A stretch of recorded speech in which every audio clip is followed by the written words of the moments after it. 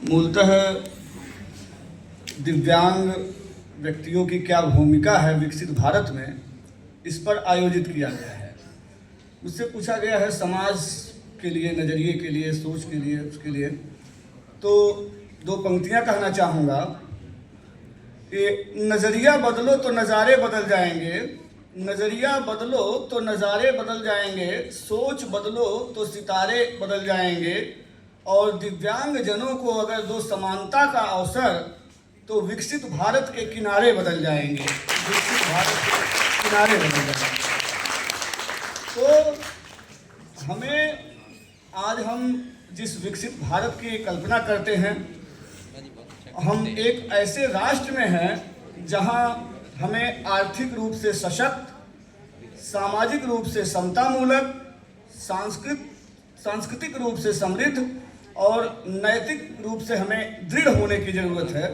जब तक हम इन चारों का संकल्प नहीं लेंगे, तब तक हम अपनी दिव्यांगता को खत्म नहीं कर पाएंगे।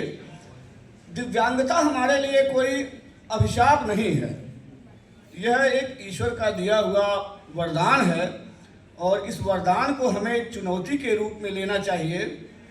कुछ चीज़ें हैं, जैसे अभी बताया गया कि विज्ञान प्रौद्योगिकी के लिए और अन्य तकनीकी रूपों से सहायता बहुत ज़रूरी है। दूसरों पर निर्भर रहना या टेक्निकल जो हमारे इंस्ट्रूमेंट्स हैं उस पर निर्भर रहना, ये सब ठीक है, आवश्यक है, लेकिन उन सबसे पहले हमें जो हमारे भारत की परिकल्पना है वह आत्मनिर्भर बनने की है, और मनुष्यता, अपने भीतर मनुष्यता का भाव उत्पन्न करने की है। जब आप मनुष्य हो जाएंगे तो आपके अंदर की दिव्यांगता स्वतः ही समाप्त हो जाएगी, आप दिव्यांग नहीं रह जाएंगे। मनुष्यता का भाव हमें यह दर्शाता है कि हम एक दूसरे की सहायता करें। अभी सर दुर्भाग्य से यहाँ ऊपर नीचे होने की वजह से गिर गए, तो हमारी मनुष्यता यही है कि हम पहले पहुँच करके सर को उठाएं, उनको पूछें, और यह भाव यहाँ दिखाई भी दिया। तो कुछ चीज़ें हैं जो हमारे लिए बहुत आवश्यक हो जाती हैं। सबसे पहला हमारा प्रयास होना चाहिए कि हम शिक्षित बने। जब हम शिक्षित बन जाएंगे, शिक्षा के क्षेत्र में हमारी भागीदारी होगी, तो हमारे भीतर ज्ञान होगा। ज्ञान होगा तो हम लोगों को पहचानना शुरू करेंगे। जब पहचान जाएंगे तो निश्चित रूप से हमारा बौद्धिक विकास वहीं से शुरू हो जाता है, और हम बड़े स्तर पर सोचने लगते हैं। अपनी सोच को बदलिए।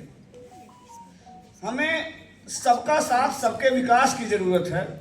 बिना हम एक दूसरे के सहयोग के आगे नहीं बढ़ सकते हैं। इसके लिए हमें एक दूसरे पर पूरी तरह से तो निर्भर नहीं कर सकते, लेकिन फिर भी सहयोग की भावना होनी चाहिए। सामाजिक रूप से हमें एक दूसरे से मिलकर कदम बढ़ाना चाहिए।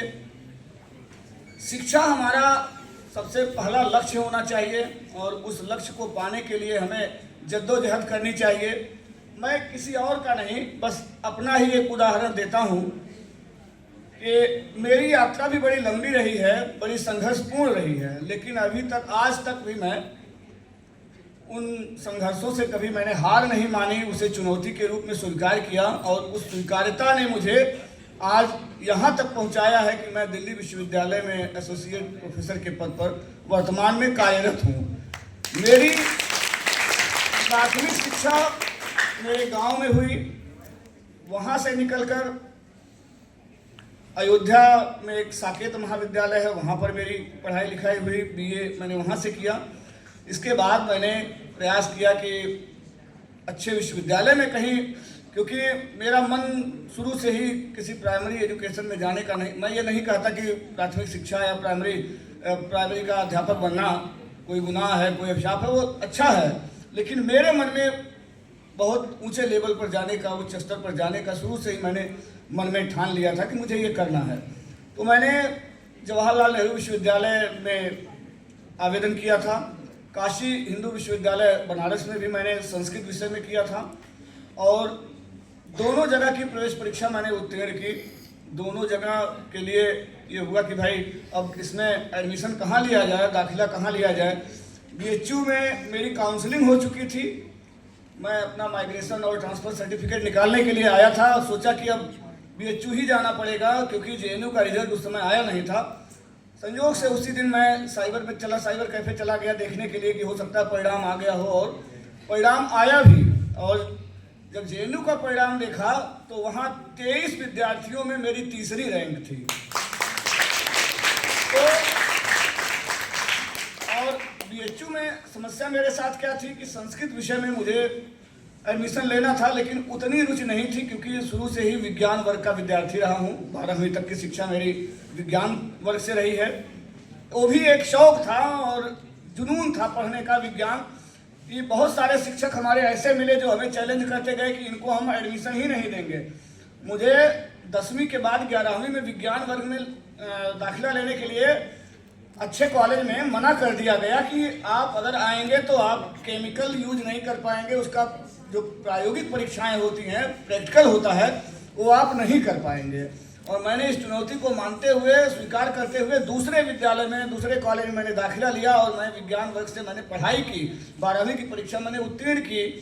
फिर वही मामला आया बीएचयू वाला, तो ये हुआ कि मैं संस्कृत सब्जेक्ट नहीं पढ़ पाऊंगा, मेरे लिए थोड़ा मुश्किल होगा, उतनी आदत में नहीं थी। और हिंदी चूँकि बचपन से और मातृभाषा, राजभाषा, राजकाज की भाषा हमारी रही है, तो उसमें हम बहुत दक्ष तो नहीं कर सकते, लेकिन निश्चित रूप से संतुष्ट थे, इसमें कुछ कर सकते हैं। फिर मैंने जवाहरलाल नेहरू विश्वविद्यालय का निर्णय लिया। सामाजिक रूप से भी बताए चुनौतियों का जो सामना करना पड़ता है। बहुत से लोग थे, उन्होंने टीका टिप्पणी भी की कि कहाँ जाएंगे, हाथ नहीं है, कैसे करेंगे, ये होगा वो होगा। मैंने कहा कुछ नहीं। यहाँ तक कि मेरे पिताजी को, बड़े पिताजी को भी लोगों ने कहा कि वो कैसे करेंगे वहाँ जा कर के। मेरे पिताजी ने कहा कि जब बनारस में तुमको मिल रहा है एडमिशन, तो तुमको दिल्ली जाने की क्या ज़रूरत है, क्यों जाओगे। मैंने कहा नहीं, मुझे जाने दीजिए, आप रोकिए मत। तो कहे कि मैं आर्थिक रूप से तुम्हें लाभ पहुंचा सकता हूं, लेकिन शारीरिक सेवा तुम्हारी कोई वहां मैं नहीं दे सकता। मैंने कहा ठीक है, मैं ये स्वीकार करता हूं, बस आप मुझे आर्थिक रूप से आप सक्षम बनाइए, बाकी मानसिक शारीरिक जितना कुछ होगा वो मैं अपने व्यवहार के बल पर उसको मैं कोशिश करूंगा कि मेंटेन कर लूँ। और यही हुआ। जब मैं जवाहरलाल नेहरू विश्वविद्यालय में पहुंचा तो मेरे इतने मित्र बन गए कि मुझे 4 साल इधर उधर मुड़कर देखने की जरूरत ही नहीं पड़ी। और उसी में मैंने इतनी धारा प्रवाह, पढ़ाई लिखाई, अपना एकदम जुनून आ गया, उत्साह बढ़ गया कि अब मुझे यहाँ कोई दिक्कत नहीं है। और मैंने सारी शिक्षा दीक्षा अपनी पूरी की। और यहाँ से इसी दिल्ली विश्वविद्यालय के कई कॉलेजों में मैंने 2-3 कॉलेजों में इंटरव्यू दिए। उस समय मेरा नहीं हुआ यहाँ सिलेक्शन। फिर सवाल उठा कि आप दिल्ली छोड़कर क्यों जाना चाहते हैं। मैंने कहा मेरे लिए मेरी दिव्यांगता तो नहीं है, लेकिन रोजगार सर्वोपरि है। और वह इसलिए रोजगार मेरे लिए महत्वपूर्ण बन गया कि मेरी शादी मेरी नौकरी से पहले हो गई थी। तो वो मेरे लिए और एक चुनौती कि परिवार भी देखना है। तो इसलिए जहाँ, और ये होता था पहले कि पहली नौकरी जो भी मिले उसे ठुकराना नहीं चाहिए, जहाँ भी मिले उसे आप स्वीकार कीजिए, बाद में देखा जाएगा। तो मैंने मुंबई विश्वविद्यालय के साठे महाविद्यालय में ज्वाइन किया सन 2007, 23 जुलाई 2007 में मैंने वहाँ ज्वाइन किया और नौकरी शुरू की। लंबा संघर्ष रहा, वहाँ भी तमाम तरह की चुनौतियाँ आई, समस्याएं आईं। 1-2 बार मैं भी गिरा स्टेशनों पर, क्योंकि वहाँ बहुत भाग दौड़ है। मुंबई की लोकल में जो यात्रा कर ले, समझ लीजिए उससे बड़ा महारथी कोई हो ही नहीं सकता है। वो बहुत बड़ा अपने आप में टास्क होता है। वो भी सेंट्रल लाइन और वेस्टर्न लाइन, 2 लाइन को जोड़ता है, और दोनों में मुझे यात्राएं करनी पड़ती थी, क्योंकि मेरा कॉलेज जो था वो वेस्टर्न लाइन पर था और मेरा जो घर है वो मुंबई के कल्याण सुदूर 57 किलोमीटर की दूरी पर है। तो वहाँ से मेरी रोज की यात्रा सुबह 5 बजे की होती थी। तो सुबह 5 बजे मेरी पत्नी मुझे स्कूटी से विठलवाड़ी नज़दीक स्टेशन जो था लोकल का, वहाँ छोड़ती थी। उसके बाद मैं जाता था कॉलेज से फिर 2 बजे 2:30 बजे तक घर आता था।